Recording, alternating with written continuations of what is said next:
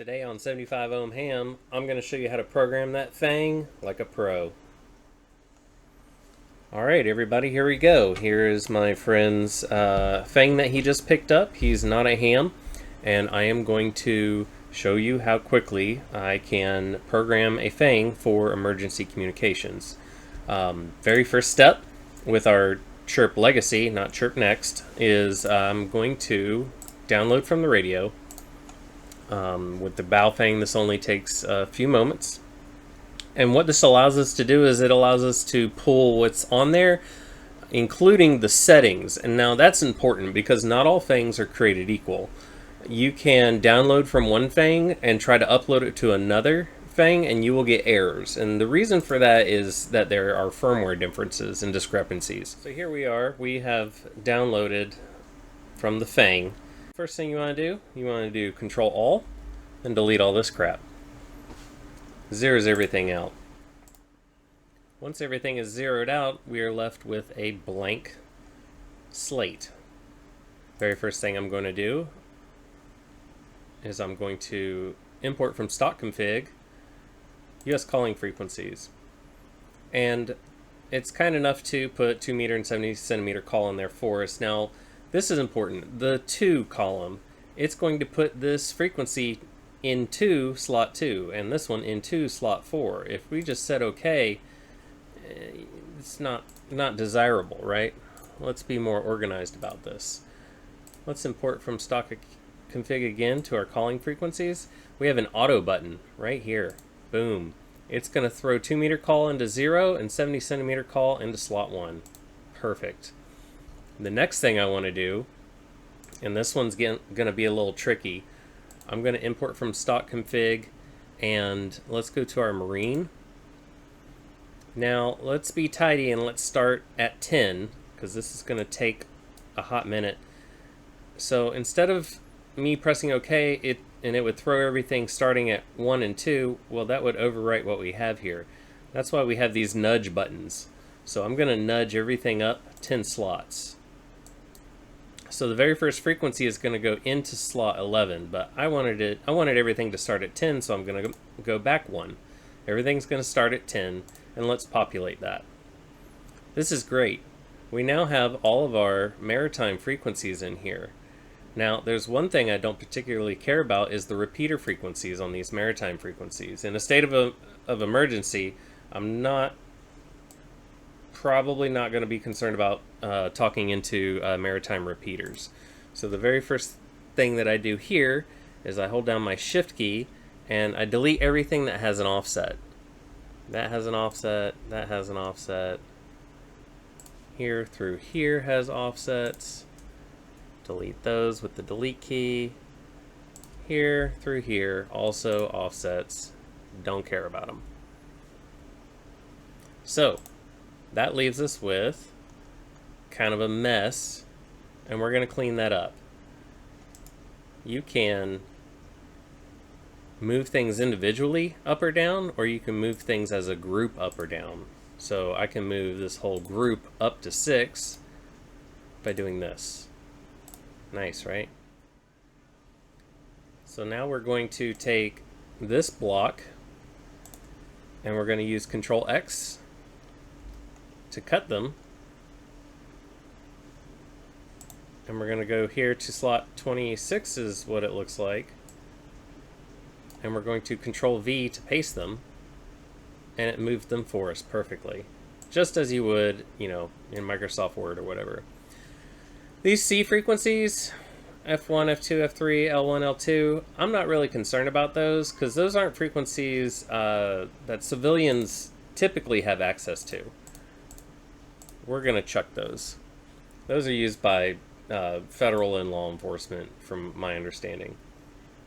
So what we're left here is we're left with a handful of maritime frequencies, 6 being important, and 16 also being important. 71 and 72 is typical talk around, the boatyard type stuff. And so now I want to kind of get these out of the way for now, because these are the biggest block that we're using, and in a Feng we only have 128 slots to fill. So I believe that I've selected those. I did. So let me cut those out of there. And they still remain. They're just kind of indented. And I'm going to start these here. I'm going to throw them all starting at 50. Perfect. So this is a, I don't know if this is a feature or not.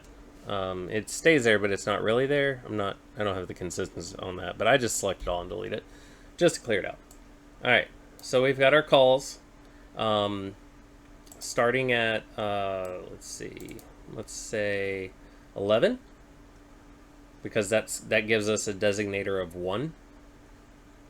I could also do this down here in the hundreds. I could start at 101, because what I want to do now is I want to add in all of our GMRS FRS.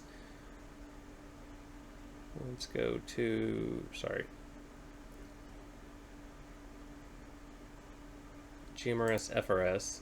Now, what we get here is we get FRS and we get our GMRS and we get our repeaters. So I'm going to select none because I want a small grab out of these. And the down key and the spacebar key is your friend. And I'm just going to select all of these GMRS all the way up to 22. And we're going to look where it's going to throw them. It's going to start them at 23. I don't want that. I'm going to go up 100 slots. And you see how we have red? We're outside of our scope. So let's go back 10. And back 10 more. And back just a few single digits. Starting at 101 is where GMRS 1 is going to live. I always scroll down to see if there's any more red that are checked. That would be a problem, and there's not. And so it has thrown all of our GMRS down here starting at 101. So this is easy, right? If I need to go to any of these GMRS frequencies, all I have to do is quickly type in 101 for 1 and 122 for channel 22. Perfect. What does this leave us with? We have 5 slots conveniently located at the bottom. Try to make this as quick as possible. Stock config, and let's get our MERS wherever they're hiding those, and we're going to start those at channel 123. Add 100 there, add 10, 1, 2, 3. Starting at 123 to 127, we get our 5 MERS frequencies, which are all VHF. Those are handy.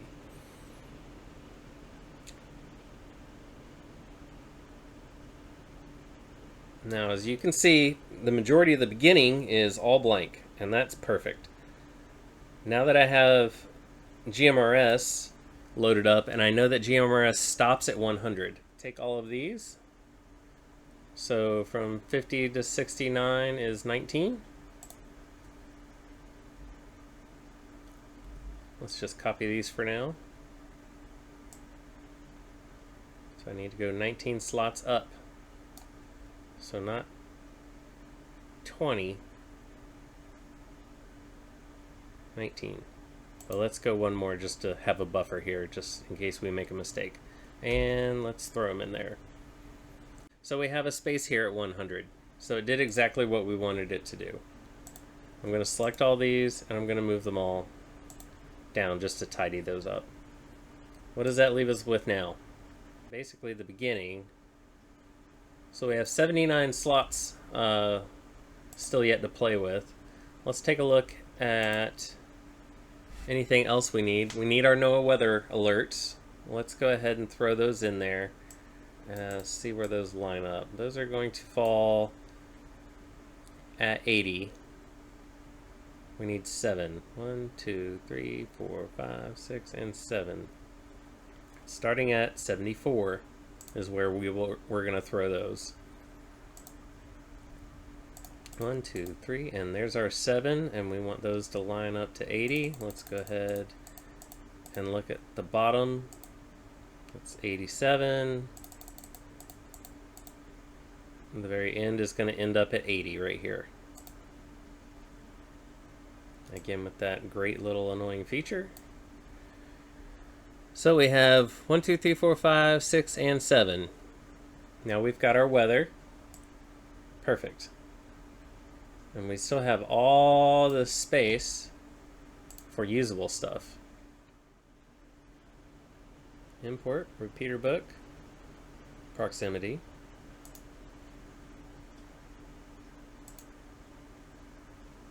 Auto, bam, there we go. Starting at 2, throw it in there. What does that leave us with? We've got all the repeaters within 75 miles of his QTH on 2 meters. And we still have a nice chunk here left open. So let's see, since this radio does 70 centimeters, let's see the handful, I'm sure, that are available to us.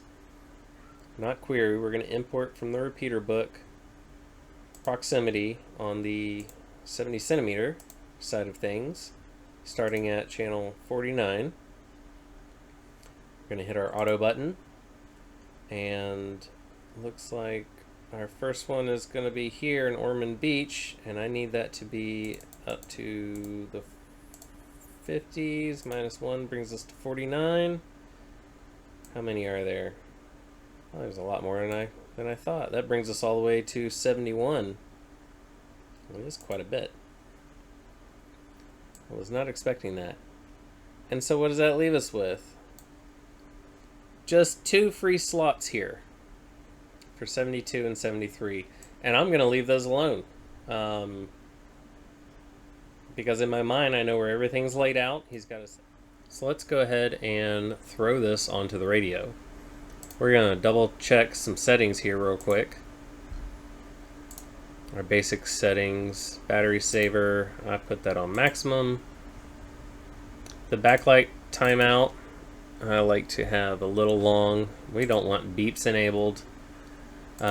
We certainly don't want a timeout timer, so we're going to max that out. For A and B, I always do the name up top and the frequency on the bottom. That way you can reference the two if you had to. Dual watching, I wouldn't recommend. It's not really important, but in an emergency situation, you would want such a thing. We don't want our voice. In our scan, we have timeout or carrier out. I forgot what this one is, but I never use it. I wait for the carrier to be done. And I believe... Let's get rid of the reset menu so he doesn't accidentally wipe out his Feng. And one of the last things we're doing here is we're going to name this. I believe it's here. Yep. This is going to my buddy James. And we'll go back to memories because I believe I'm done in settings here. He's got Rock 104.5 on his radio, and we're going to pull the trigger on this, guys. We're going to upload this to the radio. I'm plugged in. Radio's on. Fire away. All right, it has finished. So as you can see, we're on preset 0, and we get the name of that slot up top, and we also get the frequency of it at the bottom. Let's go to the other VFO.